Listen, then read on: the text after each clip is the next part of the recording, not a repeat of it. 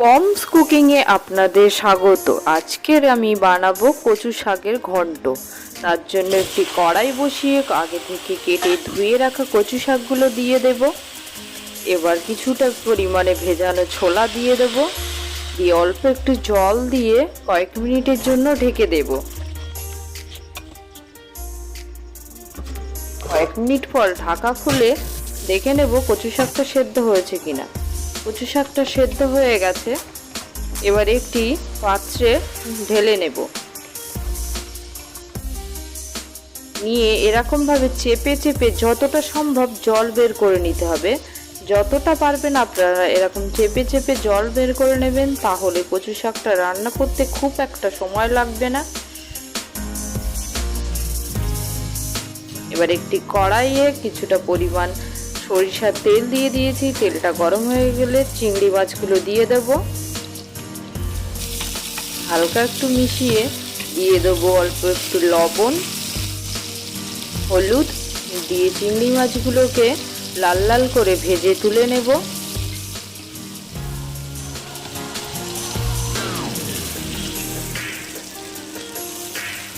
ওই তেলে দিয়ে দেব অল্প একটু পাঁচফোড়ন, একটা শুকনো লঙ্কা, আরও কিছু মশলা অ্যাড করব। দিয়ে দেবো কিছুটা পরিমাণ পেঁয়াজ কুচি, আদা রসুন গ্রেট করা আদা রসুন, তেজপাতা, একটা কাঁচা লঙ্কা দিয়ে মশলাটাকে ভালোভাবে কষে নেব।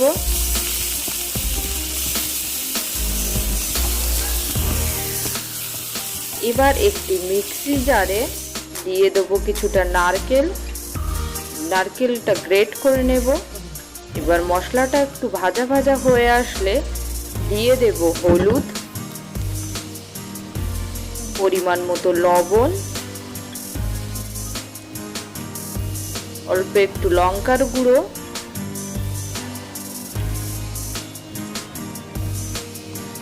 দিয়ে দেবো গ্রেট করা নারকেল কোড়া, দিয়ে মশলাটাকে ভালোভাবে কষে নেব কয়েক মিনিট। এবার স্বাদের জন্য অল্প একটু চিনি দিয়ে দেব, দিয়ে ভালোভাবে মিশিয়ে নেব। মেশানো হয়ে গেলে দিয়ে দেব সেদ্ধ করা কচু শাক, দিয়ে ভালোভাবে মশলার সাথে কচু শাকটা মিশিয়ে নিতে হবে। মেশানো হয়ে গেলে ভেজে রাখা চিংড়ি মাছগুলো দিয়ে দেব, আর একটু ভালোভাবে মিশিয়ে নেব। মিশিয়ে এরকম লো টু মিডিয়াম আছে 10 থেকে 15 মিনিট আমি কচু শাকটি রান্না করে নেব। সব শেষে ভাজা জিরের গুঁড়ো, ধনিয়া গুঁড়ো দিয়ে ভালোভাবে মিশিয়ে নামিয়ে নিলেই রেডি কচু শাকের ঘন্ট। ভিডিওটি ভালো লাগলে লাইক, কমেন্ট, শেয়ার করবেন এবং চ্যানেলটি সাবস্ক্রাইব করে আমাদের পাশে থাকবেন। Thank you for watching.